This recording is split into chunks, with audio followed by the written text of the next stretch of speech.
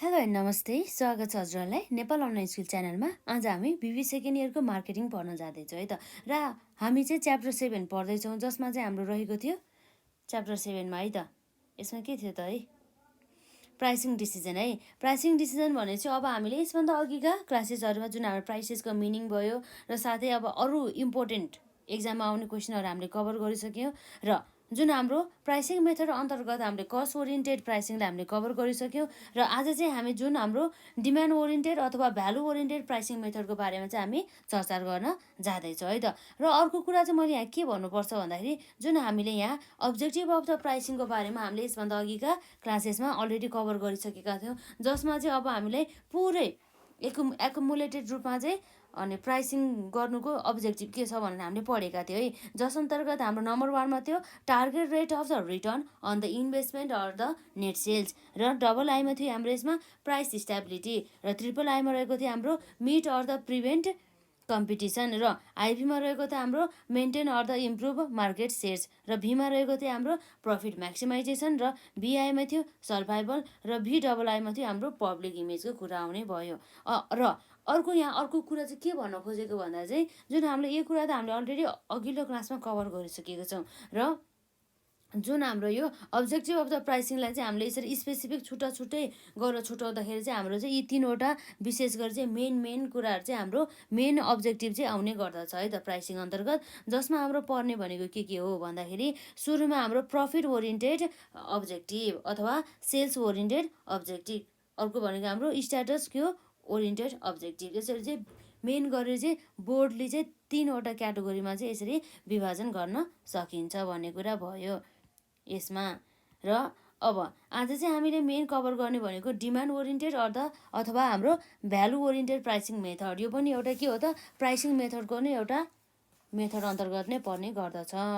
यो हाम्रो demand oriented or the value oriented pricing method. यो demand oriented or the value oriented pricing method अनुसार चाहिँ कसरी चाहिँ प्राइसिङ गर्छ भन्दाखेरि, जुन हाम्रो कन्ज्युमरहरूले चाहिँ त्यो कुनै पनि प्रोडक्ट अथवा वस्तु तथा सेवाहरूलाई चाहिँ कति मात्रामा चाहिँ उनीहरूले गर्छ, डिमान्ड गर्छ, र त्यो गुड्सप्रति चाहिँ, त्यो सर्भिसप्रति चाहिँ, त्यो प्रोडक्टप्रति चाहिँ जुन हाम्रो कन्ज्युमरहरूको पर्सेप्सन, उनीहरूको बिलिभ्स अथवा पर्सेप्सनहरू चाहिँ है, मूल्य मान्यताहरू चाहिँ के छ भन्ने कुरा चाहिँ त्यसकै बेसिसमा चाहिँ है त कन्ज्युमरहरूको चाहिँ पर्सेप्सन र उनीहरूले गर्ने डिमान्ड अथवा माग अनुसार चाहिँ यो जुन हाम्रो प्राइस यदि डिटरमाइन गर्छ भनेदेखि त्यसलाई हामी के भन्छौँ भन्दाखेरि डिमान्ड ओरिएन्टेड अथवा भ्यालु ओरिएन्टेड प्राइसिङ मेथड चाहिँ हामीले भन्न सक्छौँ है त। यसमा के भयो भन्दा value oriented pricing method is determined on the basis of है त के को बेसिसमा भन्दाखेरि यसमा determine on the basis of consumers के हो त भन्दा पर्सेप्सन है त, पर्सेप्सन अथवा उनीहरूको बिलिभ्स अथवा मूल्य मान्यता भनिन्छ जसलाई है, एन्ड डिमान्ड अर्थात् माग अनुसार है त। Demand intensity rather than cost है त। यसले चाहिँ कस्ट जतिसुकै होस् है, त्यो वस्तुको कस्ट उठोस् या नउठोस् है, अथवा धेरै प्रफिट होस् वा नहोस् है, अब जेसुकै होस् त्यसो चाहिँ मतलब भएन। तर कन्ज्युमरहरूले चाहिँ कुनै पनि वस्तु तथा सेवाहरूलाई चाहिँ कति चाहिँ प्रिफर गर्छ त, कति चाहिँ डिमान्ड गर्छ त, र कन्ज्युमरहरूको चाहिँ त्यो प्रोडक्ट प्रति चाहिँ कस्तो टाइपको चाहिँ पर्सेप्सन छ त, कस्तो टाइपको चाहिँ एटिट्युड रहेको छ त है, कस्तो टाइपको त बिलिभ्स रहेको छ है, त्यसैको बेसिसमा चाहिँ यसरी चाहिँ प्राइसिङ गर्दछ भनेदेखि त्यस्तो अवस्थामा चाहिँ हाम्रो डिमान्ड ओरिएन्टेड अथवा भ्यालु ओरिएन्टेड चाहिँ प्राइसिङ हुँदैछ भन्ने कुरा चाहिँ हामीले बुझ्न सक्छौँ। जस अन्तर्गत पनि अब हामीले दुईवटा चाहिँ मेथड हेर्न सक्छौँ है त। यस अन्तर्गत पनि हाम्रो दुईवटा मेथड रहेको छ।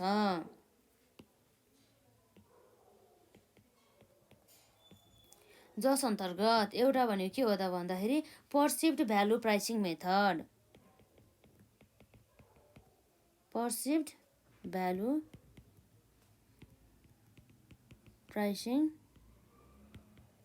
मेथडको कुरा आउँछ। र यहाँ डबल आईमा अर्को आउने भनेको चाहिँ के हो भन्दाखेरि customer value pricing method,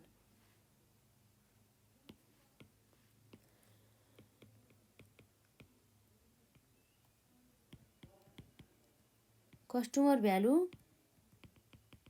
pricing method. यसरी चाहिँ दुईवटा मेथड चाहिँ हामीले यो देख्न सक्छौँ। जुन हाम्रो पर्सिभ भ्यालु प्राइसिङ चाहिँ जुन जेनरली चाहिँ कसले युज गर्छ, के को लागि युज गर्छ भन्दा चाहिँ नयाँ प्रोडक्टहरूको लागि। यदि बजारमा अथवा मार्केटमा चाहिँ नयाँ प्रोडक्टहरू आउँदैछ भनेदेखि त्यस्तो अवस्थामा चाहिँ यो पर्सिभ्ड भ्यालु प्राइसिङ मेथडको बेसिसमा चाहिँ यसरी प्राइसिङ गर्ने गरिन्छ है त। दिस प्राइस यो जुन प्राइसिङ मेथड रहेको छ, यो प्राइसिङ मेथड चाहिँ के हुन्छ त, अब एकदमै अहिलेको टाइममा चाहिँ के छ त भन्दाखेरि एकदमै पपुल्यारिटी छाइरहेको छ। सबैले चाहिँ यही मेथड चाहिँ म्याक्सिमम् युज गर्ने गर्दछ।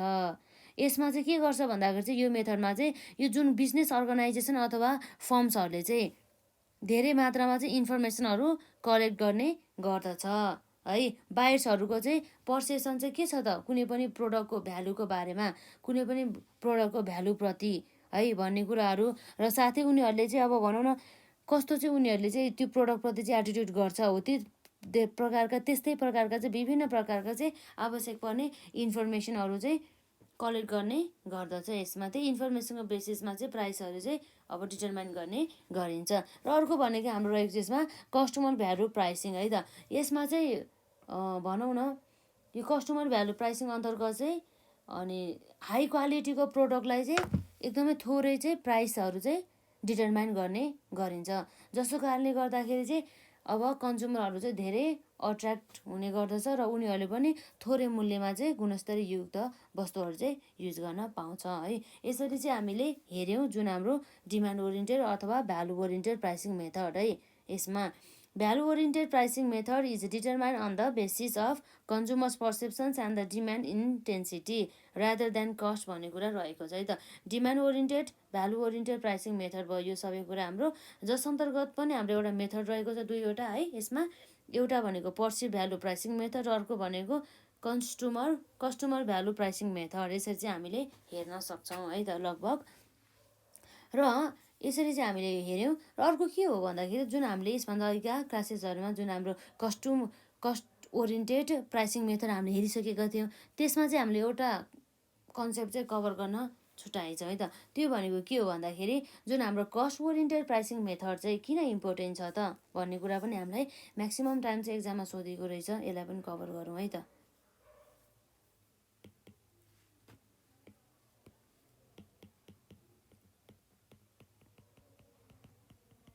Objectives of cost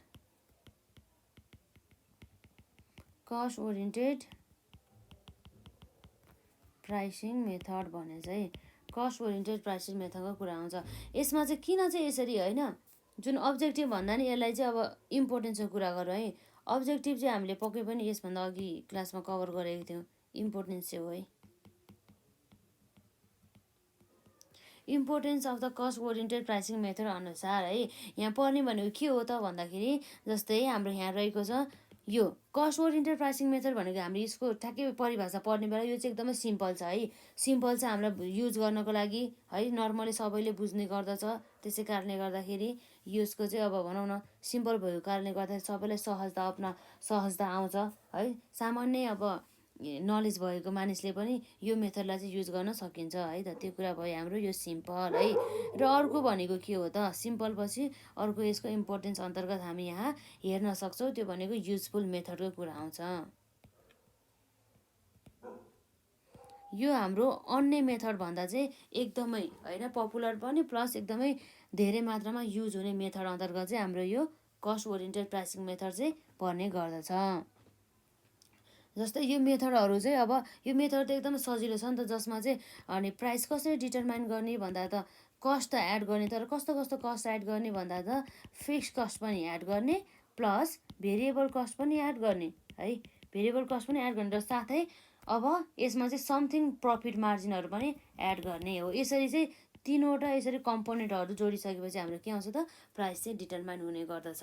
यो कुरा भयो हाम्रो युजफुल मेथड। पछि अर्को importance of the cost oriented pricing method अन्तर्गत यहाँ रहेको छ लेस रिस्क है। यो चाहिँ अब लेस रिस्की रहेको रहेछ भने मतलब अब यसलाई युज गर्दाखेरि चाहिँ अब भनौँ न सर्टेन्टी नै आउने गर्दछ। धेरै अनसर्टेन्टी अब के हुन्छ कसो हुन्छ त्यस्तो टाइपको चाहिँ रिजल्ट चाहिँ आउँदैन है त। प्रायः जसो यो मेथड युज गरिसकेपछि आउने रिजल्ट भनेको चाहिँ प्रायः जस्तो फिक्स नै हुने गर्दछ। किन भन्दाखेरि यसमा चाहिँ जुन प्राइस हाम्रो जुन प्रफिट रहेको छ प्रफिट त्यसरी फिक्स जोडिएको छ नि त, त्यसै कारणले गर्दाखेरि पनि हो। र यो चाहिँ अब के हुन्छ भन्दाखेरि लस हुने चान्सेस चाहिँ एकदमै कम हुन्छ यसरी प्रफिट एड गरेर प्राइस डिटरमाइन गर्दाखेरि चाहिँ है। त्यो कुरा भयो।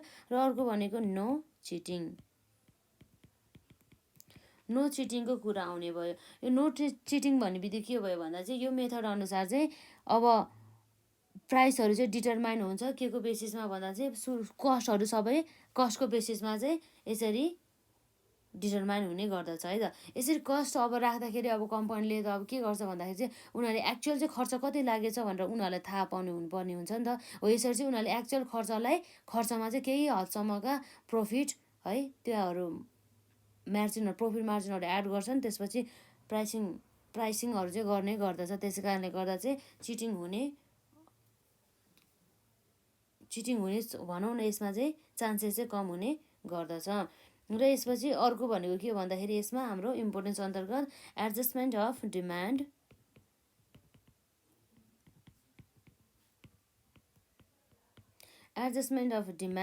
And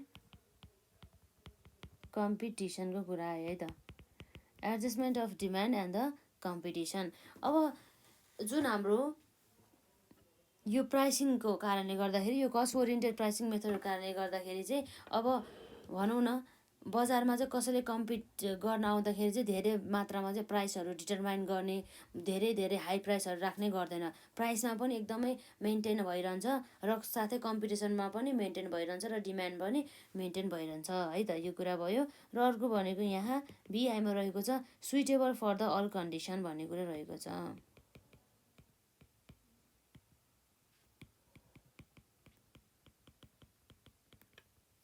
suitable for all conditions अर्थात् के भन्दा चाहिँ जुन हाम्रो कस्टमर्सहरूले चाहिँ प्राइस चाहिँ डिटरमाइनिङ गर्दछ होइन के को बेसिसमा भन्दाखेरि चाहिँ यो हाम्रो कस्टको बेसिसमा। र अब यस्तो हुँदाखेरि चाहिँ अब कस्ट त अब यति हो भनेर त हामीलाई जेनरली थाहा हुन्छ। यसरी थाहा भइसकेपछि चाहिँ अब प्रायः सबै कन्डिसनमा चाहिँ अब यो मेथड अनुसार चाहिँ भनौँ न गुड्सको चाहिँ प्राइस डिटरमाइन गर्दा चाहिँ एकदमै चाहिँ भनौँ न सुइटेबल हुन चाहिँ जान्छ भन्ने कुरा रह्यो। तर अब भनौँ न अल कन्डिसन भनेपछि अब प्रायः जस्तो सबै प्रकारका गुड्सहरूको लागि चाहिँ यस्ता प्रकारको मेथड युज गर्दाखेरि चाहिँ राम्रो हुन्छ। तर अब सिङ्गल प्रोडक्ट छ भनेदेखि त्यस्तो अवस्थामा चाहिँ मार्केटमा चाहिँ सिङ्गल प्रोडक्ट छ भनेदेखि त्यस्तो अवस्थामा चाहिँ यो कस्ट ओरिएन्टेड प्राइसिङ मेथड अनुसार चाहिँ यसरी प्राइसिङ नगरेकै राम्रो भन्ने कुरा चाहिँ रहेको छ है त। यसरी चाहिँ हामीले 6वटा चाहिँ के देख्न सक्छौँ त भन्दा importance of the cost oriented pricing method है त। यसमा जुन हाम्रो यहाँ रहेको छ importance of the cost oriented pricing method अन्तर्गत सिम्पल नम्बर 1मा, डबल आईमा हाम्रो युजफुल मेथड रहेको छ र ट्रिपल आईमा लेस रिस्की अथवा लेस रिस्क र आइभीमा रहेको छ नो चिटिङ र भीमा रहेको छ adjustment of the demand and the competition र भिआईमा रहेको छ suitable for the all condition है त। र फेरि पनि आज भन्दैछु मैले यसमा के भन्दाखेरि जुन हामीले पढ्ने कसरी भन्दाखेरि हामीलाई पोइन्टहरू सबै याद हुनु पर्यो है।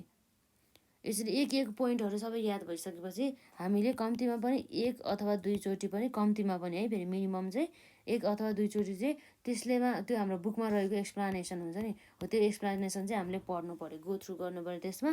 र अब हामीले मिनिमम पनि अथवा म्याक्सिमम पनि 5देखि 6सम्म चाहिँ सबै बुक चाहिँ गो थ्रु गर्नु पर्यो है त। यसरी मात्र चाहिँ अब हामीले मार्क्सहरू चाहिँ ल्याउन सक्छौँ र हामीलाई पढ्न पनि सजिलो हुन्छ। र आजलाई चाहिँ हामी यति नै गरौँ र नेक्स्ट पार्टमा चाहिँ हामी अरू कुराहरू चाहिँ कभर गर्नेछौँ है त। र हजुरहरूले यसभन्दा अघिका पार्टहरू हेर्नु भएको छैन भनेदेखि हेर्नुहोला। र यदि केही क्वेरिजहरू भए है त यसै च्याप्टरसँग सम्बन्धित अथवा अरू च्याप्टरसँग सम्बन्धित जुन हाम्रो बिजनेस इकोनोमिक्सदेखि लिएर कस्ट एन्ड म्यानेजमेन्टको सँग सम्बन्धित पनि केही क्वेरिजहरू छ भनेदेखि कमेन्ट सेक्सनमा राख्न सक्नुहुनेछ। र आजलाई चाहिँ हामी यति नै गर्छौँ ल।